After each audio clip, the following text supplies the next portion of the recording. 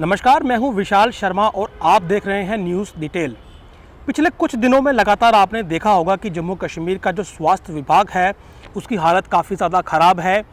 स्वास्थ्य विभाग के पास कोरोना मरीजों के लिए बेड्स नहीं है, ऑक्सीजन की कमी है और वेंटिलेटर्स तो बिल्कुल नहीं है। लेकिन हम आपको आज ये बता दें कि फ़िलहाल ऐसी कोई भी स्थिति जो है वो असल में नहीं है। पर्याप्त संख्या में जो बेड्स हैं वो उपलब्ध हैं, वेंटिलेटर्स भी यहाँ पर मौजूद हैं। केवल एक गलत जो छवि है वो जम्मू कश्मीर स्वास्थ्य विभाग की बनाई जा रही है। शायद ये किसी सियासत का हिस्सा है या फिर कुछ बाहरी जो लोग हैं वो जम्मू कश्मीर के जो अस्पताल हैं, खासकर जम्मू संभाग के, उनकी छवि खराब करने में लगे हैं। शायद पेशेंट्स को जो बाहरी राज्य के अस्पताल है वहाँ तक ले जाने के लिए ये सब किया जा रहा है, मगर जो आधिकारिक आंकड़े हैं वो ये साफ बताते हैं कि जम्मू कश्मीर के पास, खासकर जम्मू संभाग के पास, प्रतिदिन 300 से लेकर 350 कोरोना मरीजों के लिए बेड खाली रहते हैं, जिनमें वेंटिलेटर्स वाले बेड भी मौजूद हैं।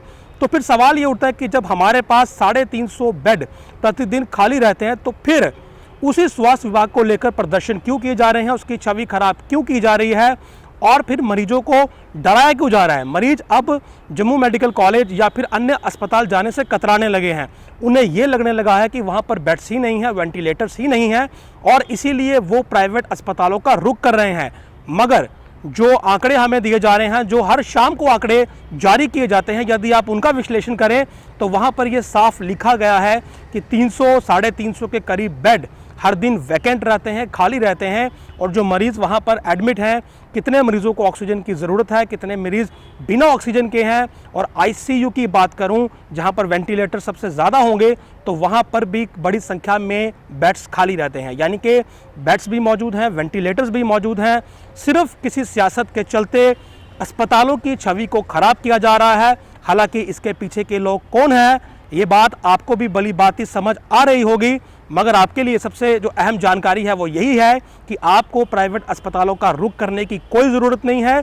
सरकारी अस्पतालों में पर्याप्त मात्रा में बेड व वेंटिलेटर्स उपलब्ध हैं। मीडिया रिपोर्टिंग में आपने अक्सर एक बात देखी होगी कि बड़ी से बड़ी खबर को सूत्र के नाम से चलाया जाता है और ये कहा जाता है कि विश्वसनीय सूत्रों के हवाले से ये खबर आई है। मगर जो आंकड़े हम आपको बता रहे हैं वो किसी सूत्र से हमें नहीं मिले हैं, वो खुद सरकार के द्वारा हर शाम जारी किए जाते हैं। और जिस वक्त हमने इन आंकड़ों का विश्लेषण किया तब हमें ये मालूम चला कि केवल अस्पतालों की छवि को खराब करने का काम किया जा रहा है, जबकि हर शाम सरकार की तरफ से पूरा ऑर्डर जारी किया जाता है जिसमें ये लिखा होता है कि कितने बेड खाली हैं, कितने वेंटिलेटर्स पर लोग मौजूद हैं और कितने बिना ऑक्सीजन के भी अस्पताल में दाखिल हैं। हमने एक सप्ताह की जो पूरी रिपोर्ट थी उसका विश्लेषण किया और उसके बाद हमें यह मालूम चला कि प्रतिदिन 300 से 350 बेड जो 4 अस्पताल हैं हमारे पास, government medical college Jammu, Gandhinagar का न्यू ब्लॉक, गांधीनगर अस्पताल और सीडी, इन चारों में अगर हम सबको मिला लें तो 350 बेड हमारे पास हर शाम खाली होते हैं। और अगर मैं 30 तारीख की बात करूं तो आपको जानकर हैरानगी होगी कि 308 बेड 30 तारीख को, 30 सितंबर को हमारे पास खाली थे।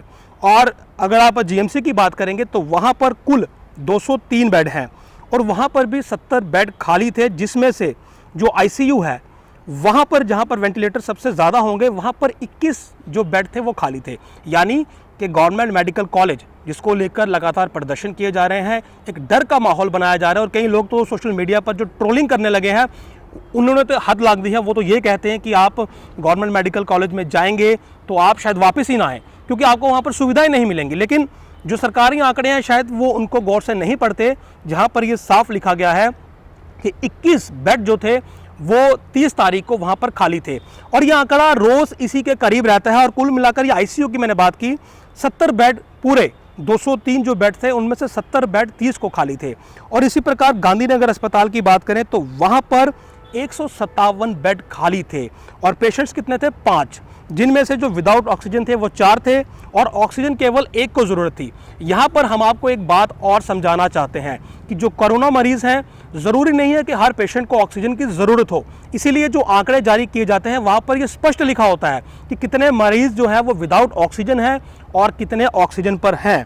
इसके अलावा एक इन्वेजिव और नॉन इन्वेजिव वेंटिलेटर्स, ये एक बहुत बड़ी यहाँ पर जो बात समझने वाली है कि कुछ लोगों को ये लगता है कि जो नॉन इन्वेसिव वेंटिलेटर है वो भी वेंटिलेटर ही है। ऐसा बिल्कुल नहीं है, ये वेंटिलेटर्स लाइक फैसिलिटी है, लेकिन असल में ये वेंटिलेटर सपोर्ट नहीं होती है। इसमें जो मरीज़ होता है उसे पूरी होश होती है, वो उसे उतार कर खाना खा सकता है, वो कुछ पीना चाहे तो पी सकता है, यानी कि ये वेंटिलेटर की स्थिति नहीं होती है। लेकिन हमारे कुछ बुद्धिजीवी जो है वो इन्हीं आंकड़ों को वेंटिलेटर्स का आंकड़ा समझते हैं और फिर एक बड़ी फिगर जो है वो दूसरे दिन या फिर सोशल मीडिया के ज़रिए आपको प्रोजेक्ट करते हैं और फिर ये भी बताते हैं कि वेंटिलेटर्स की रिक्वायरमेंट ज़्यादा है मगर संख्या कम है। लेकिन हम आपको ये स्पष्ट कर दें कि फ़िलहाल अगर आप रोज़ के आंकड़े देखें तो बड़ी संख्या में आपके पास वेंटिलेटर्स मौजूद हैं, सरकारी अस्पतालों में बेड्स भी मौजूद हैं। चलिए आपको आगे का आंकड़ा दिखाते हैं। 29 तारीख की मैं बात करूंगा तो 29 तारीख को हमारे पास 360 के करीब जो बेड थे वो खाली थे। 565 हमारे पास इन चारों अस्पतालों को मिलाकर कोरोना के लिए बेड हैं और उस दिन हमारे पास लगभग 360 खाली थे। और जीएमसी की मैं बात करूं तो वहां पर 76 बेड खाली थे, जबकि आईसीयू वार्ड जो वहाँ की है वहाँ के 27 बेड उस दिन भी खाली थे। इसी प्रकार गांधीनगर में 153, उसके बाद जो न्यू ब्लॉक है ये उसकी बात कर रहा हूँ मैं, और गांधीनगर का जो अस्पताल है वहाँ पर 72 बेड खाली थे और सीडी अस्पताल में 58। और ये संख्या बिल्कुल इसी तरह से लगातार यहाँ पर चलती रही। 28 तारीख की बात करें तो 28 को 362 बेड जो थे वो जम्मू जो संभाग है उनके इन 4 अस्पतालों में खाली थे। अब सवाल ये उठता है कि यदि हमारे पास लगातार 350 बेड हर दिन खाली होते हैं, वेंटिलेटर्स भी होते हैं, तो फिर इन अस्पतालों को लेकर प्रदर्शन किस लिए होते हैं?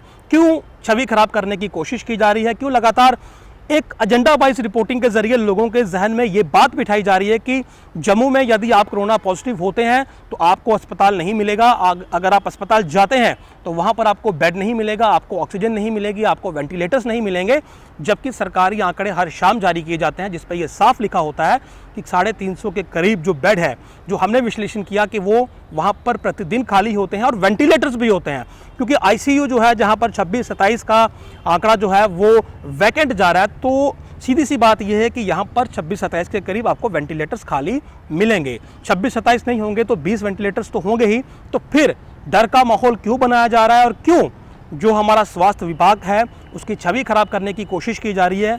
क्या इसके पीछे कुछ जो प्राइवेट हॉस्पिटल्स के लोग हैं उनकी मिलीभगत है? क्या वो अस्पताल के कुछ स्टाफ मेंबर्स से मिले हुए हैं, या फिर अस्पताल की जो अंदरूनी सियासत है वही नहीं चाहती कि अस्पताल की छवि बेहतर हो, वहाँ पर मरीज आए और डॉक्टरों को काम करना पड़े? ये अलग अलग पहलू हैं जिनको लेकर हम बाद में विश्लेषण करेंगे, लेकिन फिलहाल आपके लिए अहम जानकारी यही है कि यदि आपको अस्पतालों की ज़रूरत पड़ती है तो कृपया प्राइवेट अस्पतालों का रुख ना करें। सरकारी अस्पतालों के पास आपके लिए पर्याप्त सुविधाएं हैं। और इन शॉर्ट मैं आपको थोड़ा सा बताऊंगा कि 27 तारीख का जब हमने विश्लेषण किया तो उस दिन जम्मू में 362 बेड खाली थे। इसी तरह 26 तारीख को 367, 25 को 364 और 24 को भी करीब 370 जो बेड थे वो इन 4 अस्पतालों में खाली थे। ये पिछले हफ्ते के आंकड़े हैं, तो ज़रा आप हिसाब लगाइए कि हमारे पास कितनी बड़ी संख्या में बेड खाली पड़े हुए हैं। लेकिन आलम यह है कि सड़कों पर गवर्नमेंट मेडिकल कॉलेज को लेकर, स्वास्थ्य विभाग को लेकर आप आए दिन प्रदर्शन देखते हैं और जिस वक्त आप उनकी खबर देखते हैं तो आपको यही लगता है कि शायद हालात अब बद से बदतर हो गए हैं, बेड्स मौजूद नहीं है, वेंटिलेटर्स हैं नहीं, तो फिर यदि हम बीमार पड़ेंगे तो फिर सरकारी अस्पतालों का रुख क्यों करें? और इसीलिए हमने आज आपको असल तस्वीर दिखाई। ये आंकड़े किसी सूत्र से नहीं लिए गए हैं, ये सरकारी आंकड़े हैं जो हर शाम जारी किए जाते हैं और इन्हीं का विश्लेषण करके हमें यह मालूम चला कि सरकारी तंत्र में चीज़ें उतनी ख़राब नहीं हैं जितनी प्रोजेक्ट की जा रही हैं। और इन सब के पीछे है कौन, ये एक बहुत ही बड़ा जांच का विषय है कि आखिर इतनी खराब छवि दिखाने की कोशिश क्यों की जा रही है जबकि परिस्थितियां काफ़ी ज़्यादा अनुकूल हैं। न्यूज़ डिटेल में इससे पहले हमने आपको एक रिपोर्ट दिखाई थी जिसमें हमने ये बताया था कि जम्मू के जो अस्पताल हैं उनके पास ऑक्सीजन की भारी किल्लत है, लेकिन हमने वहाँ पर यह स्पष्ट किया था कि ऑक्सीजन की केवल किल्लत है, ऐसा नहीं है कि ऑक्सीजन पूरी तरह से समाप्त हो चुकी है। और कोशिश ये लगातार की जाती है कि वहाँ पर ऑक्सीजन की सप्लाई जो है वो सुचारू की जाए। सिलेंडर्स जो थे वो बाहर से परचेज तब भी किए जा रहे थे और अब भी परचेजिंग हो रही होगी। प्लांट्स जो थे ऑक्सीजन के वो लगाने का जो प्रपोजल था उन्हें मंजूरी दी गई और ये काम काफ़ी तेज़ी से किया जा रहा है। अब सवाल ये है कि यदि हम इन आंकड़ों को देखें तो यहाँ से ये साफ प्रतीत होता है कि जितनी रिक्वायरमेंट पहले थी उतनी अब नहीं रही है। वजह ये रही कि अब जो होम आइसोलेशन है वो ज़्यादा हो रहा है और अस्पतालों का रुख केवल वही लोग कर रहे हैं जो अधिक बीमार हैं या जिनके पास घर में सुविधाएं नहीं हैं, जिनके पास एक आइसोलेटेड रूम नहीं है या जिनके पास बाथरूम नहीं है, तो उन्हें ये कहा जाता है कि आप अस्पताल में आइए, वहाँ पर आइसोलेट हो जाइए। उसके अलावा जो तमाम लोग हैं वो अपने घरों में ही आइसोलेट हो रहे हैं।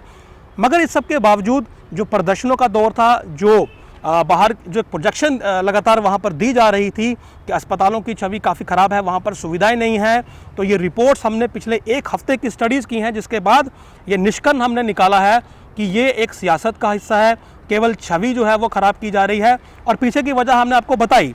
हो सकता है प्राइवेट अस्पताल जो है वो उनकी जो सेटिंग है वो किसी डॉक्टर्स या फिर किसी ग्रुप से वहाँ पर होल लॉबिंग सिस्टम जो है वो जीएमसी में काफ़ी ज़्यादा मशहूर है, आप इसके बारे में जानते भी होंगे।